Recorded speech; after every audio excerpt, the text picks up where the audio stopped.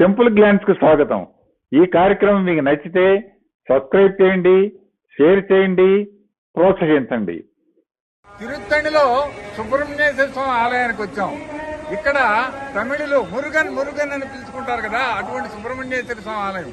ముఖ్యంగా ఈ దక్షిణాదిన 6 సుబ్రహ్మణ్యేశ్వర స్వామి ఆలయాలు ఉన్నాయి. అందులో 5వ ఆలయము ఈ తిరుత్తణి సుబ్రహ్మణ్యేశ్వర ఆలయం. అదిగో బ్రహ్మాండమైన రాజగోపురం. కింద ఏంటంటే మనకు ఊరు తిరుత్తణి ఊరు కొండపైన ఉంటుంది. ఇది ఈ కొండపైకి మనం నడుచుకొని రావచ్చు, తర్వాత కార్లో రావచ్చు. ఇంకొక విశేషం ఏంటంటే ఈ అదిగో మెయిన్ గుడి అది. ఇంకొక విశేషం ఏంటంటే ఈ కొండపైకి నడిచి రావడానికి 365 మెట్లు ఉంటాయి. 365 మెట్లు దేనికి సూచిక అంటే 365 రోజులకు సూచిక.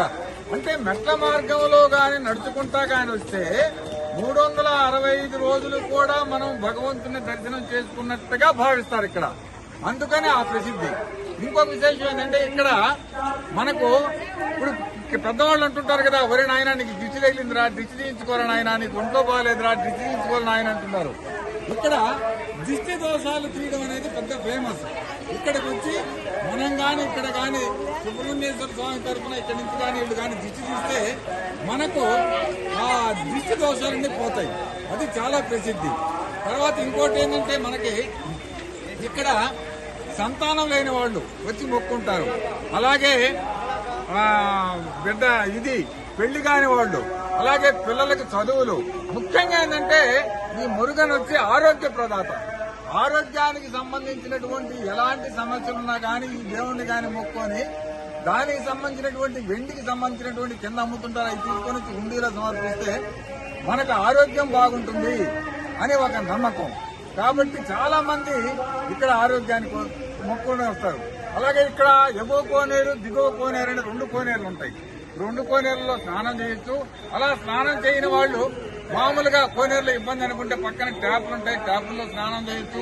స్నానం చేసి స్వామివారిని భక్తి శ్రద్ధలతో దర్శించుకొని మనసులో ఏదన్నా కోరికలు ఉంటే ఆ కోరికలు ఇక్కడ అనుకొని ఆ కోరికలకు సంబంధించినటువంటి కుండీలో వేసి మనం అనుకుంటే అది మనకు నెరవేరుతుందని ప్రసిద్ధి.